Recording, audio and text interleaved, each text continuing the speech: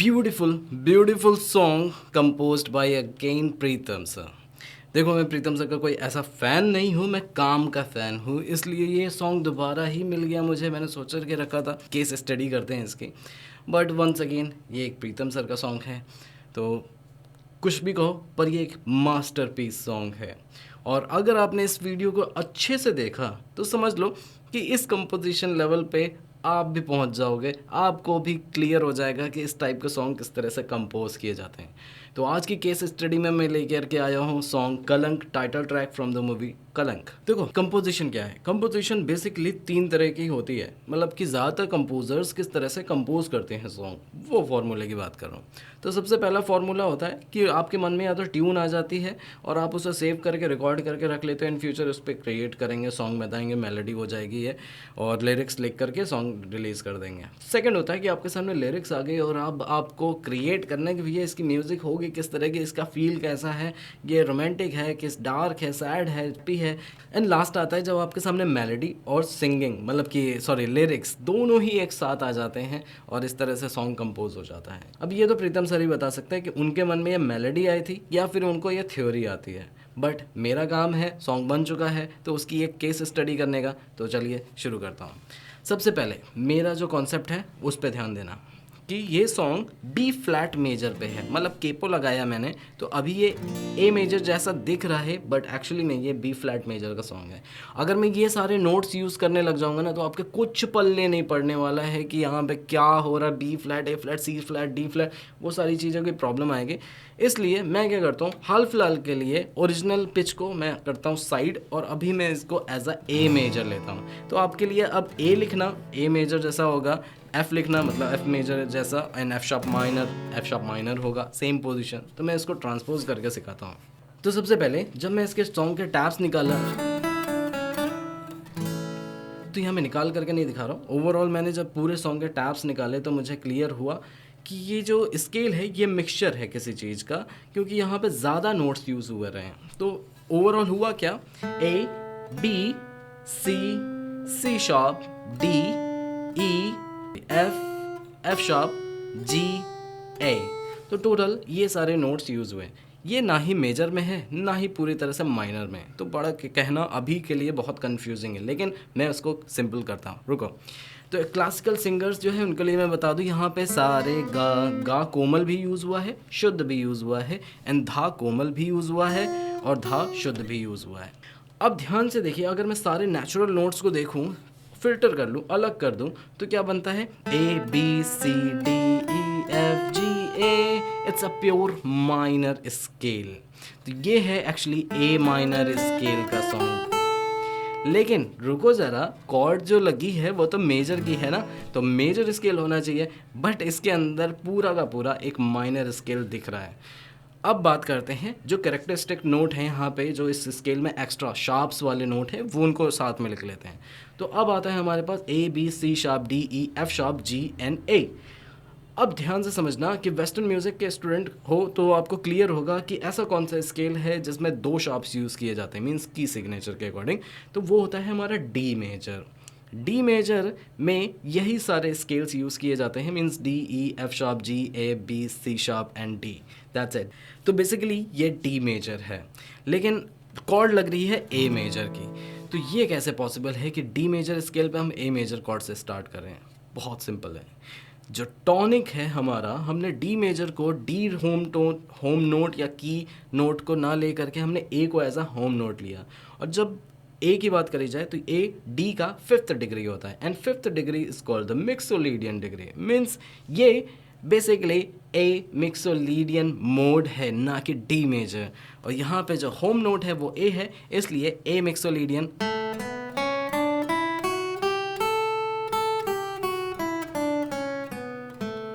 Classical हो तो आपको क्लियर हो जाएगा मैंने क्या क्या प्ले किया है। तो यहाँ पे एक्चुअली ए माइनर स्केल भी दिख रहा है और ए मिक्सोलिडियन स्केल भी दिख रहा है। अब जब इन दोनों स्केल को मर्ज किया जाएगा तो जो मेथड है, फॉर्मूला है, वो डिस्कवर होता है और उसे कहते हैं मॉडल मिक्सचर।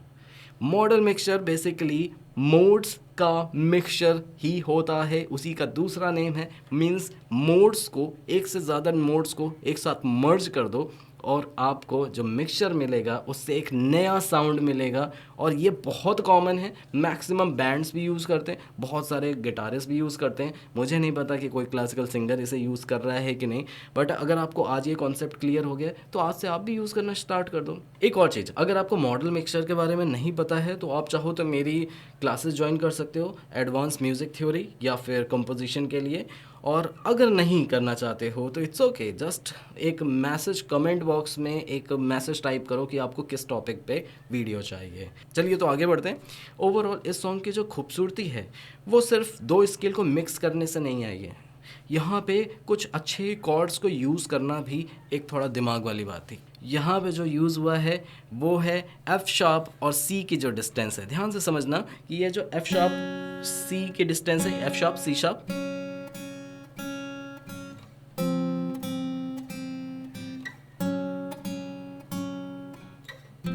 क्योंकि ये एक्चुअल कॉर्ड बना रही है, एफ शार्प माइनर और एफ मेजर। और इन दोनों कॉर्ड के बीच भी एक और खूबसूरती है कि जिस तरह से हम थक करके अपने घर की तरफ प्रेफर करते हैं कि हमें तो भैया अब घर जाना है, बहुत थक गए, अब घर पे जा करके अच्छी नींद आएगी, उसी तरह हमारे ईयर्स भी डेवलप्ड हैं कि ईयर्स को ना एक क्वेश्चन मार्क नहीं पसंद है, व्हाट नेक्स्ट, इसे चाहिए रिजॉल्व। मतलब कि आपने जो साउंड क्रिएट किया है उसे करो रिजॉल्व। कैसे?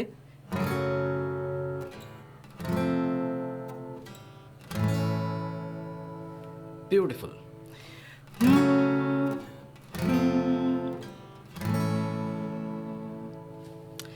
राइट। एंड बहुत अच्छी चीज़ यहाँ पे ये है कि इन दोनों कॉर्ड या तीनों कॉर्ड के साथ कह लो होम नोट साथ में चल रहा है। मतलब एफ शार्प ए,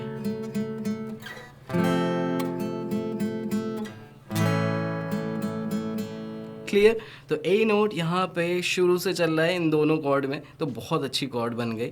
ये पूरी तरह से एक सूट करती है इस कॉर्ड को, फैमिली को, और यही कॉर्ड फैमिली का यूज़ किया गया ओवरऑल इस सॉन्ग में। तो बहुत सिंपल था यार, कैरेक्टरिस्टिक नोट को पकड़ो, उनसे जो कॉर्ड्स में चेंजेस आ रहे हैं उनको पकड़ो, जो सबसे अच्छा आपको चेंज लगता है उसे पिक करो और अपना एक सॉन्ग कंपोज कर लो। बहुत सिंपल था।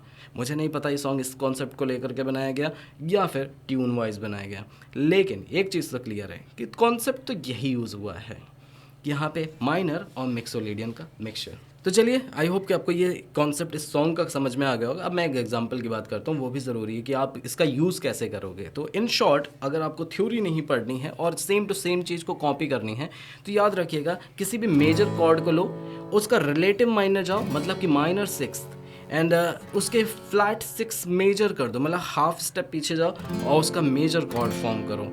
ये एक कैरेक्टरिस्टिक नोट हो सकता है, कॉर्ड होगी आपके सॉन्ग के लिए, मीन्स ए मेजर, और उसके साथ में आप ये भी चाहो तो यूज़ कर सकते हो A major and then F major, F sharp minor, F major and A, simple. ठीक है। तो एक दूसरा मैं आपको कंपोज करके बताता हूँ, ध्यान से सुनना और ये लिखना कमेंट में कि ये सॉन्ग, ये जो म्यूज़िक है, ये किस टाइप के सीन में, बैकग्राउंड में, मूवी में कहाँ पे अच्छा सूट करेगी। बस कमेंट बॉक्स में लिख करके बताना। तो सुनिए ध्यान से, ये भी मैंने वैसे same concept, same to same concept पे बनाया है, बाद में बताता हूँ क्या है।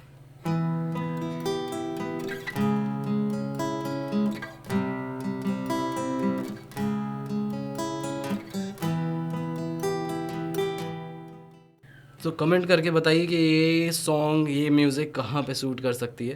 फ़िलहाल बता देता हूँ कि ये किस तरह से कंपोज किया। सेम चीज़ था, बस मैंने जो मेन की है, जो आप मिक्सोलिडियन को जैसे मेजर कह रहे थे और उसको होम बना रहे थे, मैंने एक्चुअली उल्टा किया, मैंने एओलियन को होम बना दिया। मीन्स मैं aeolian means E minor scale पे प्ले कर रहा था, इसको होम की मान लिया मैंने स्केल।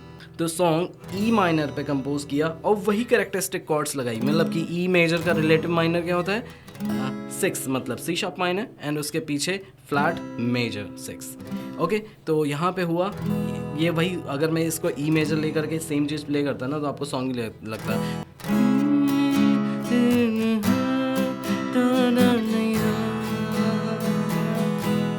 देखा?